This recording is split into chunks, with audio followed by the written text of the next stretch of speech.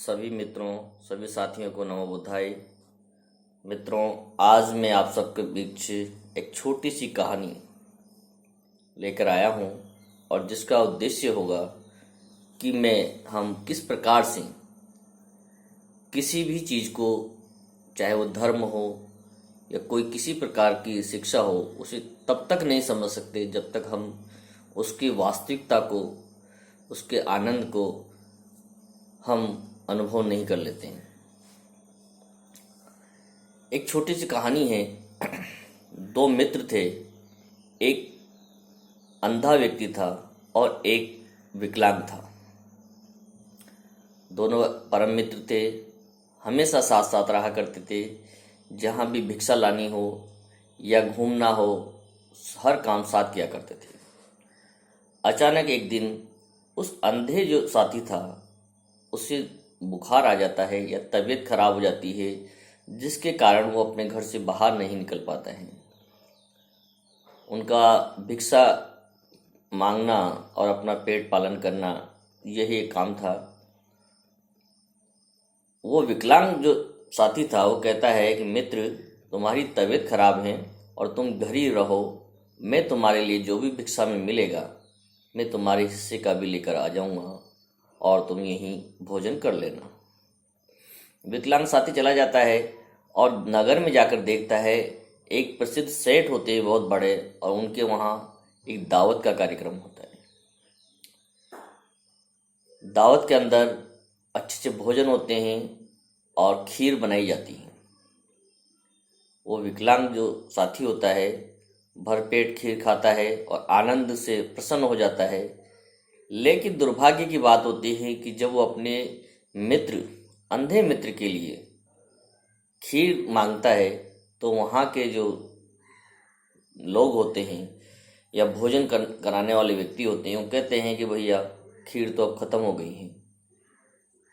वो निराश होकर के वापस घर लौट आता है। जब उसका साथी, जो अंधा साथी होता है, पूछता है कि मित्र, क्या लाए भोजन में, कि मित्र, तेरी किस्मत ही खराब है। आज सेठ जी के यहाँ बहुत बड़ा अनुष्ठान था और बहुत बड़ा कार्यक्रम था। वहाँ खीर का आयोजन किया गया था और मैंने भरपेट जो है खीर खाई, बहुत आनंद आया। उस अंधे व्यक्ति ने कभी जीवन में खीर नहीं खाई थी।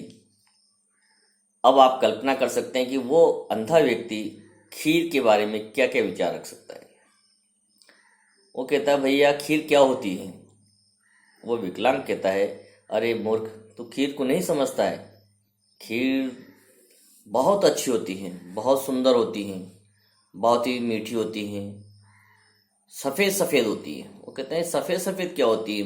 मैंने आज तक खीर देखी ही नहीं। क्या तुम मुझे बता सकते हो खीर कैसी होती है? खा ना सका तो कम से कम उसका अनुभव ही कर लूँ। विकलांग व्यक्ति जो होता है, वो अपने साथी के लिए सफ़ेद जो रुई का ढेर होता है, उसमें से कुछ रुई लाकर उसके हाथ में रख देता है। कहता है कि भैया, खीर का कलर इस प्रकार का होता है।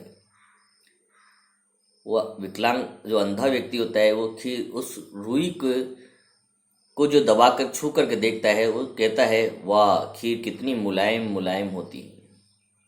क्या खीर इस प्रकार की होती है? इससे तो मेरा पेट नहीं भर सकता। वो कहता, नहीं, खीर ऐसी नहीं होती है। खीर तो एकदम चमकीली और सफ़ेद होती है। तो भाई, मुझे कैसे पता चलेगा?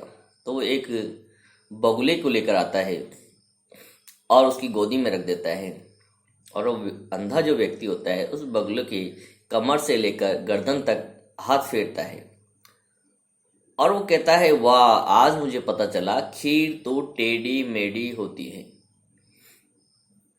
नीचे से मोटी होती है, ऊपर से पतली होती है। वो कहता है, मित्र, तू अब भी नहीं समझ पाया खीर कैसी होती है।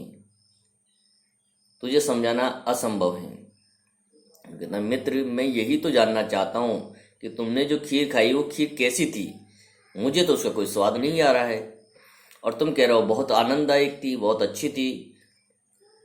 वो बार बार प्रयास करता है, लेकिन वो अपने मित्र को बताने में असमर्थ हो जाता है कि खीर कैसी थी और उसे कैसे बताया जाए। अगले ही दिन वो प्रयास करता है कि भाई मित्र की इच्छा है तो इसको खीर भी खिलाई जानी चाहिए। उसी प्रकार से चावल लाता है, शक्कर लाता है, किशमिश लाता है और उसे खीर बनाता है और अपने साथी को कटोरी में रखकर खाने के लिए देता है। और जब अंधा व्यक्ति एक चम्मच खाता है तो उसे एहसास होता है कि वास्तव में खीर ऐसी होती है, इसका कोई रंग नहीं होता है, कोई रूप नहीं होता है, इसका स्वाद होता है और इस स्वाद को वही व्यक्ति महसूस कर सकता है जो उसे खाता है या अपने अंदर ग्रहण करता है। मित्रों, इस कहानी का एक ही उद्देश्य है कि धर्म के बारे में भी हम केवल चर्चा कर लें, किताबों से ज्ञान ले लें, इंटरनेट से पढ़ लें, व्हाट्सएप की जानकारी ले लें, उससे हमें उसकी बारीकी का पता नहीं चल सकता है, ना उसके अनुभव या उसके फायदे का एहसास हो सकता है। जिस प्रकार से अंधा व्यक्ति जब तक खीर को अपने मुंह में नहीं रखता है वो खीर से बिल्कुल अनजान रहता है, उसी प्रकार हम भी जब तक किसी भी चीज़ को अपने जीवन में नहीं अपनाते हैं तब तक हम उसे अनजान ही रहेंगे, अनभिज्ञ ही रहेंगे, चाहे हम कितनी भी शास्त्र पढ़ लें, कितनी भी बातें कर लें। इसलिए किसी भी चीज़ को जब तक आप धारण नहीं करेंगे, अपने अंतर्मन में नहीं उतारेंगे, उसका अनुसरण नहीं करेंगे, उसका लाभ आपको जीवन में कभी नहीं मिलता है और उसके प्रति आप अज्ञान ही बने रहेंगे, ऐसा मेरा मानना है। मित्रों, आपको मेरी कहानी कैसी लगी? आप मुझे ज़रूर अपना जो जवाब मुझे बताएं। धन्यवाद मित्रों।